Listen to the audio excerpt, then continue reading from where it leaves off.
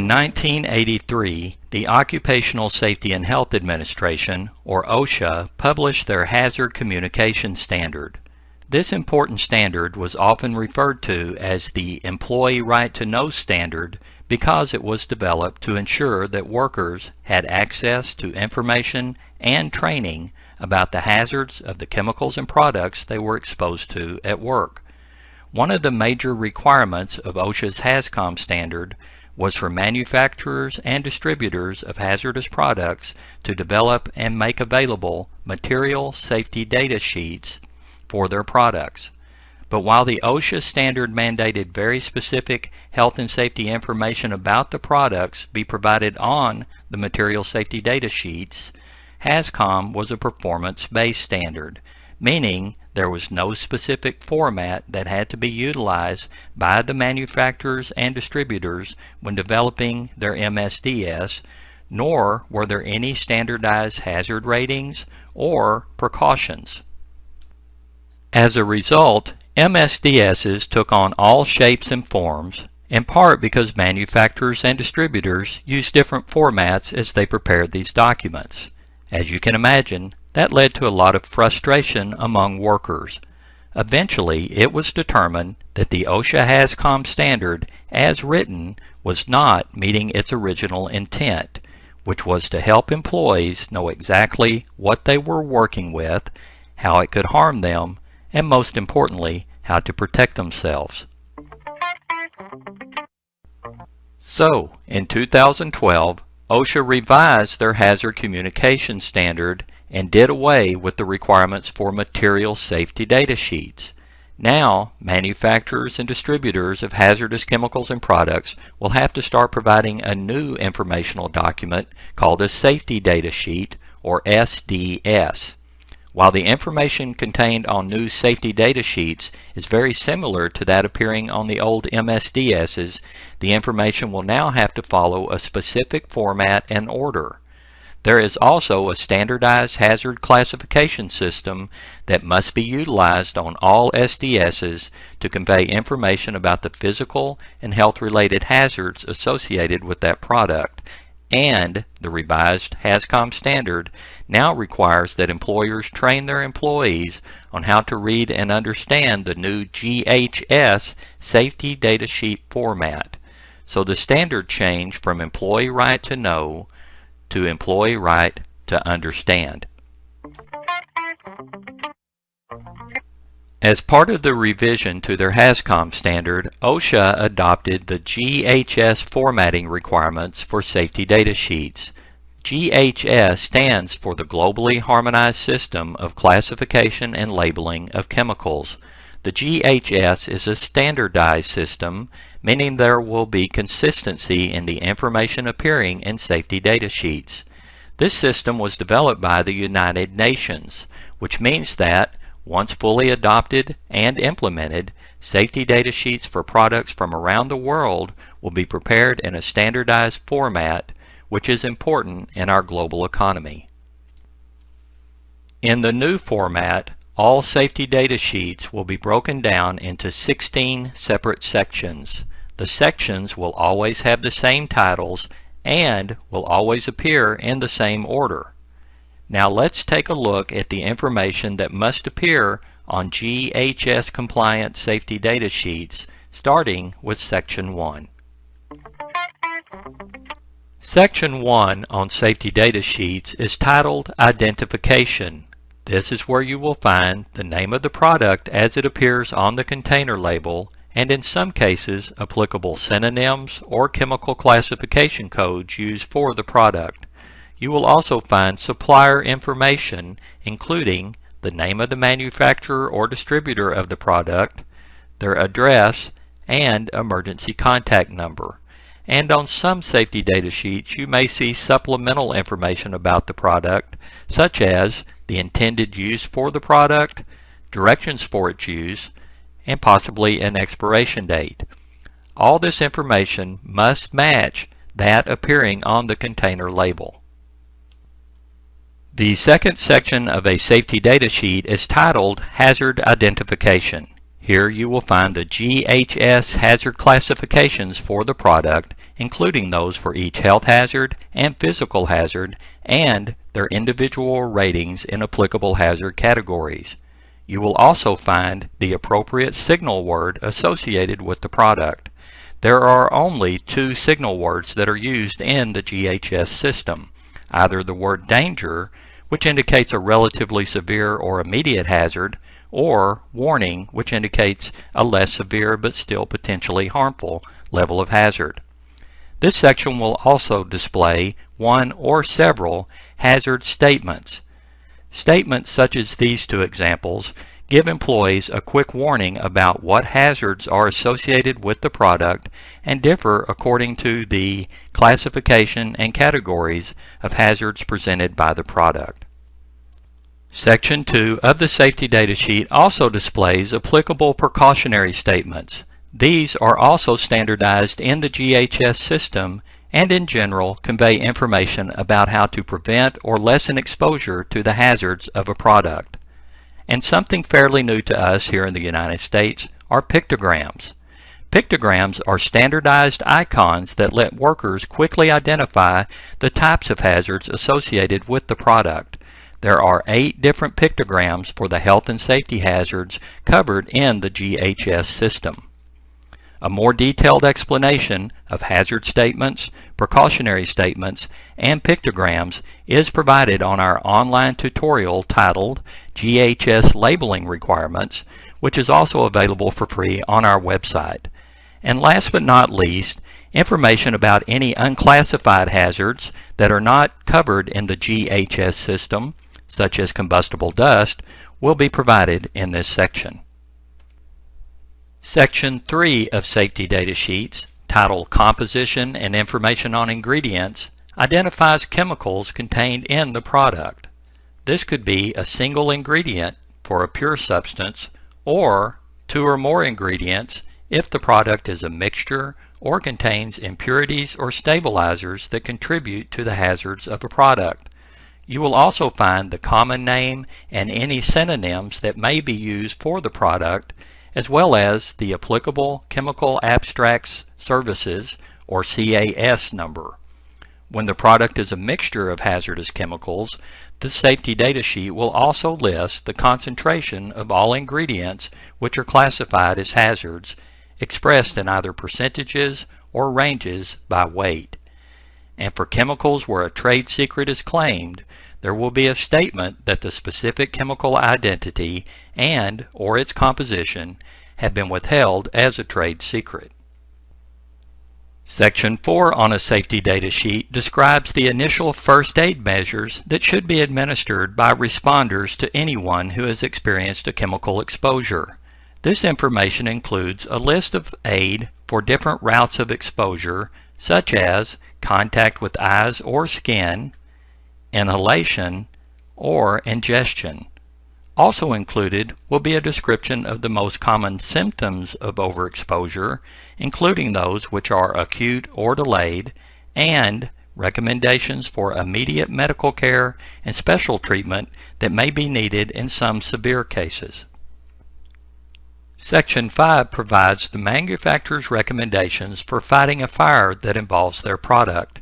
Here you will find a recommendation for the most suitable type of equipment for extinguishing a fire involving the product, as well as information about extinguishers that are not appropriate for use.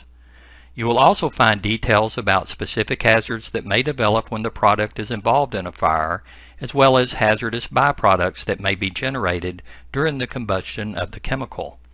And in some cases, you may see recommendations for special protective equipment or precautions to be utilized by fire brigades or firefighters. Section 6 of the safety data sheet provides the manufacturer's recommendations for responding to spills, leaks, or accidental releases of their product. This could include response measures for containment and cleanup methods to be used to prevent or minimize exposure for response personnel. This may include specific recommendations for protecting personnel involved in the response from specific hazards, such as sources of ignition or lack of ventilation, recommended personal protective equipment to prevent personnel from being contaminated during their response, and emergency procedures, including instructions for evacuation of response personnel when needed, as well as others located nearby. Section 7 will provide information pertinent to safe handling and conditions for safe storage of the product. The required information consists of precautions for safe handling to prevent or minimize the release of the chemical into the environment, to prevent exposure or contamination for personnel handling the product, and recommended hygiene practices. For example, prohibitions against smoking, eating, or drinking in or near areas where the product is being handled. And when the product is being stored, there may be a need to avoid certain incompatible materials or agents such as high heat or water that might cause the product to react. Section 8 of the Safety Data Sheet, titled Exposure Controls and Personal Protection, lists the OSHA permissible exposure limits, or PELs, for the chemical or chemicals contained in the product. These mandatory limits dictate when it will be necessary to utilize controls such as ventilation systems or respiratory protection devices to protect workers from the ill effects of overexposure to the chemical. There may also be listings for voluntary threshold limit values, or TLVs, established by the American Conference of Governmental Industrial Hygienists, or similar limits recommended by other groups. This section will also list appropriate engineering controls, where applicable, such as recommendations for exhaust ventilation systems or enclosures to contain emissions. And, of utmost importance, you will find the manufacturer's recommendations for personal protective equipment, or PPE, including any special requirements for providing certain types of PPE, such as respirators, goggles, or gloves. Section 9 of the Safety Data Sheet identifies all applicable physical and chemical properties associated with the product. While most workers may not care about this type of information, safety managers and engineers may have a need to know about specific information on the product, including but not limited to: what does it smell like? What does it look like? At what temperature does the product freeze or boil? They may also need to know at what temperature the product emits enough vapors to catch on fire or cause an explosion.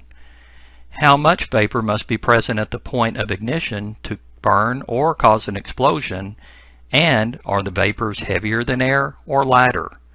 And when dealing with corrosive products, it may be necessary to know the pH of the chemical. Section 10 of a safety data sheet is titled Stability and Reactivity. Here you will find important information identifying any other materials which may be incompatible with the product, as well as any conditions to avoid during storage or handling, such as temperature extremes, shock, and static discharge. There will also be information about any conditions that could cause the chemical to react or polymerize, as this could cause the product to release excessive pressure or heat, or create decomposition products that could be harmful to exposed workers. And when applicable, this section will also provide information about stabilizers that may be needed to maintain stability of the product. Section 11, titled Toxicological Information, lists the known routes of exposure the chemical can use to get into your system, including inhalation, ingestion, and skin and eye contact. Also listed are the effects of exposure to the product, which include acute and chronic effects, applicable target organ effects, and a description of symptoms associated with overexposure to the product.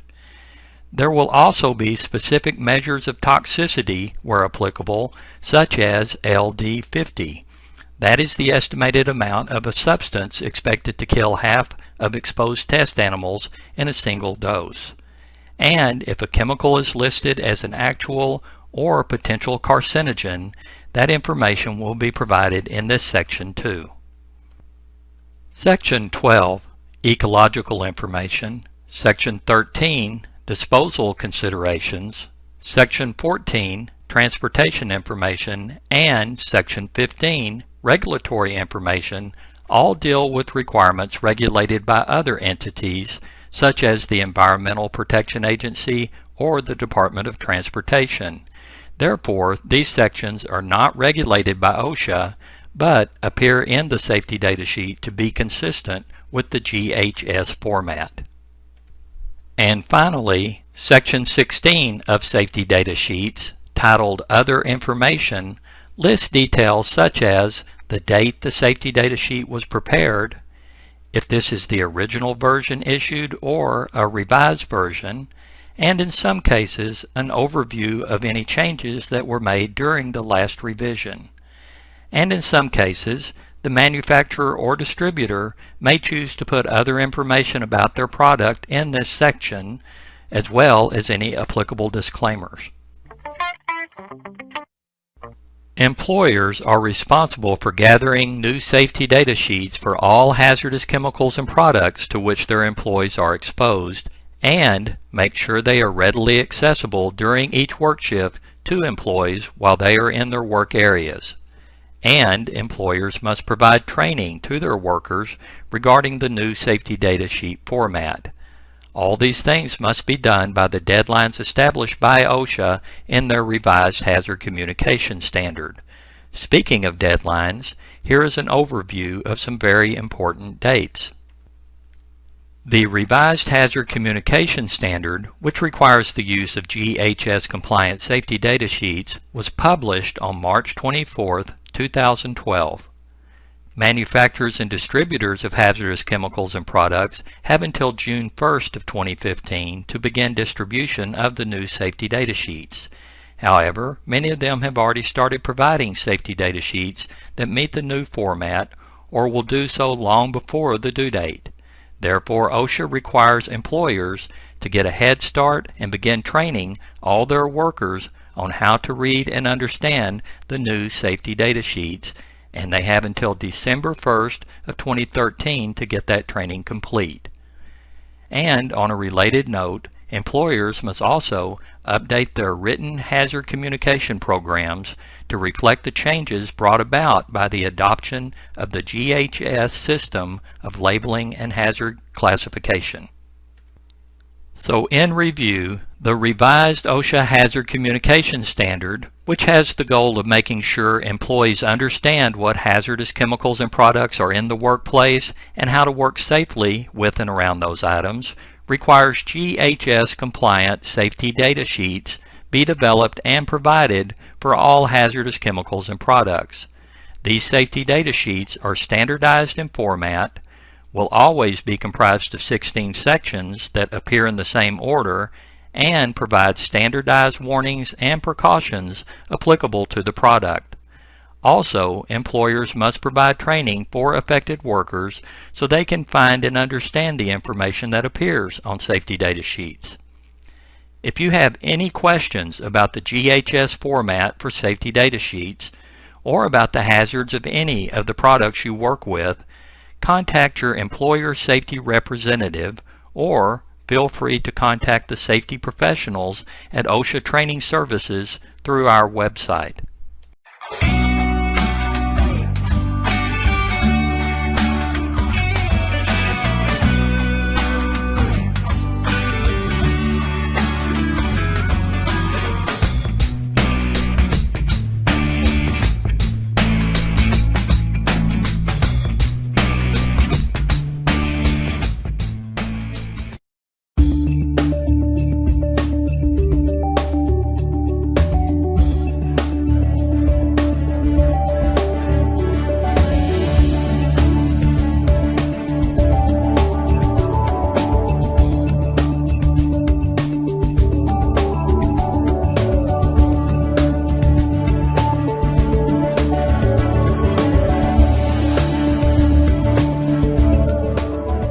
In 1983, the Occupational Safety and Health Administration, or OSHA, published the Hazard Communication Standard. This was one of the first major new standards since the original OSHA rules were published in 1971 and was often referred to as the Employee Right to Know standard. That's because it was developed to help ensure workers had access to information and training about the hazards of the chemicals and products they were exposed to at work. One of the major requirements of the HAZCOM standard was container labeling. But while the standard mandated that manufacturers provide specific information about their products on container labels, HAZCOM was a performance-based standard, meaning there was no specific format that had to be followed. As a result, container labels took on all shapes and forms, in part because manufacturers were free to use many different hazard warning and rating systems on their container labels. As you can imagine, all these different labeling systems led to a lot of frustration among workers. The Hazard Communication Standard was not meeting its original intent, which was to help employees know exactly what they were working with, how it could harm them, and most importantly, how to protect themselves. So in 2012, OSHA revised their Hazard Communication Standard, and a major part of that revision was how containers had to be labeled. While manufacturers still have to put labels on their containers, now that information has to follow a specific format. And there is a standardized hazard classification system that must be utilized on container labels to convey information about the physical and health-related hazards associated with that product. The HAZCOM standard also requires employers to train their employees on how to read and understand the new GHS labeling system. So the standard changed from Employee Right to Know to Employee Right to Understand. To improve information available to workers, OSHA adopted the labeling requirements of the GHS. That stands for the Globally Harmonized System of Classification and Labeling of Chemicals. The GHS is a standardized system, meaning there will be consistency in the information appearing on container labels once this system is fully adopted. This system was developed by the United Nations, which means that, once fully implemented, container labels for products from around the world will be standardized, which is of increased importance in our global economy. Here is an explanation of the information that must appear on container labels. First is the product or chemical identifier. This may be the name of the product itself or, as in this label, the specific name of the chemical. This information will also match up to the Safety Data Sheet or SDS for the product. Next is a signal word.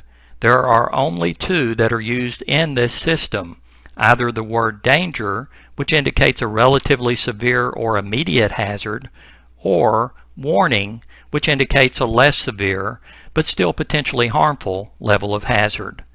The next section contains one or several hazard statements. These standardized hazard statements give employees a quick warning about the hazards that are associated with the product and differ according to the classification and category of hazard or hazards presented by that product. The next section of the container label shows what are known as precautionary statements.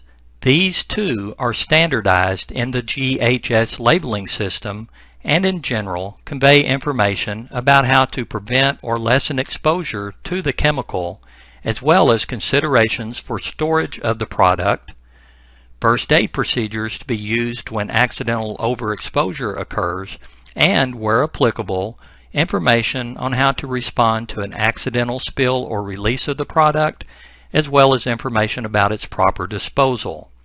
Additional safety and health related information can be found on the product's Safety Data Sheet. GHS compliant labels must also display supplier information. This is where you will find the name of the manufacturer or distributor of that product, as well as their street address and telephone number. On some labels, you may see supplemental information about the product, such as directions for its use and possibly an expiration date for the product. And a key new requirement of the GHS labeling system, and something fairly new to us here in the United States, are pictograms.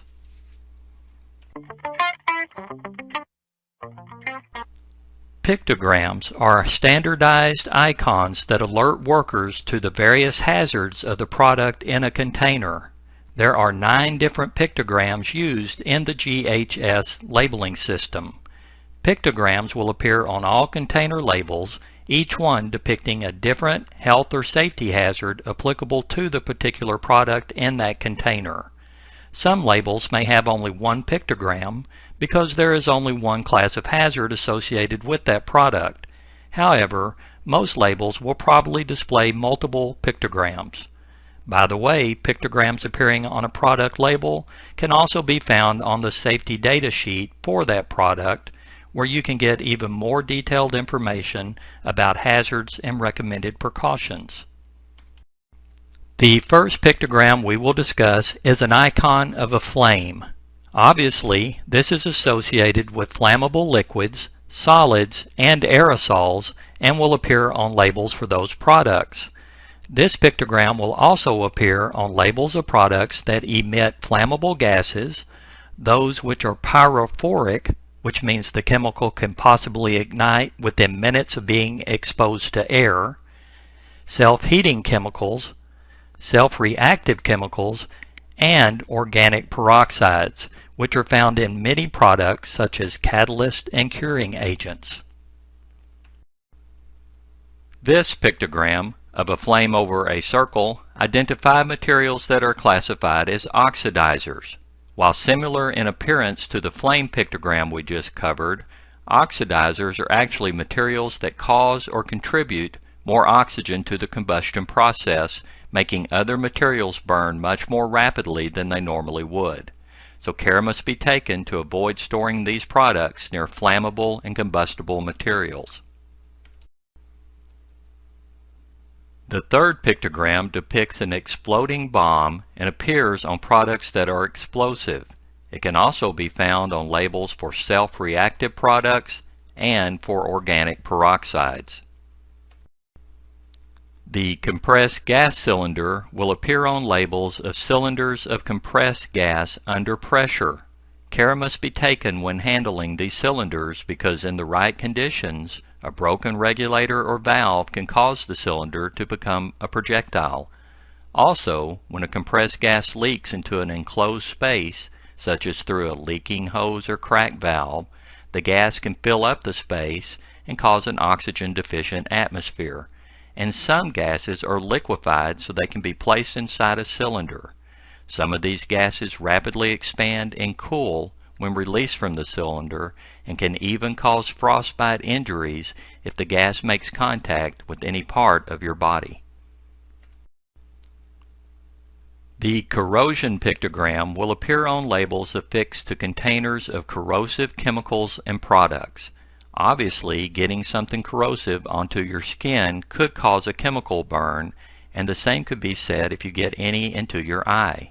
But these products can also be corrosive to metals, which means they could corrode containers and other articles made from metal, causing them to break or leak. The skull and crossbone pictogram identify chemicals and products that present an acute toxicity hazard. The toxic effects of overexposure to these poisonous products could even be fatal in the right doses. Acute means the effects happen relatively quick as opposed to over a long period of time, which leads us to our next pictogram.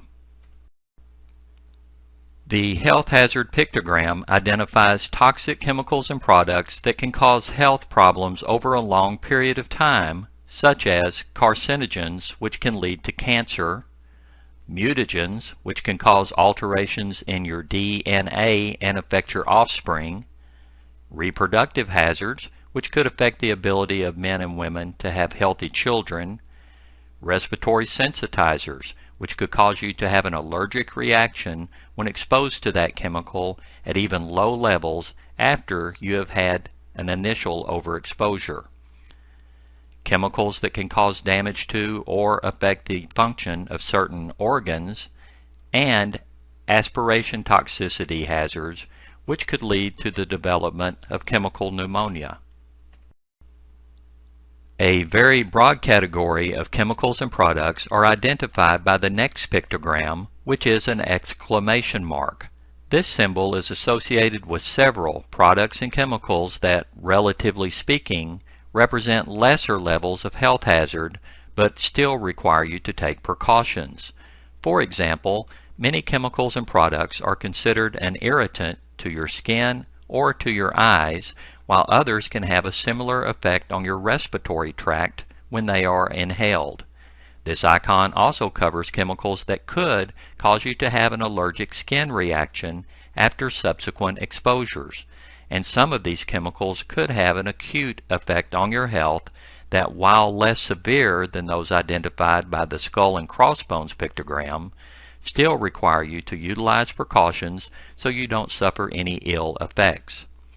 Chemicals that have a narcotic effect on your central nervous system are also categorized in the exclamation mark group, as are any products that have a harmful effect on the ozone layer, although OSHA does not enforce the use of this pictogram for ozone damage because it does not directly affect the health of workers.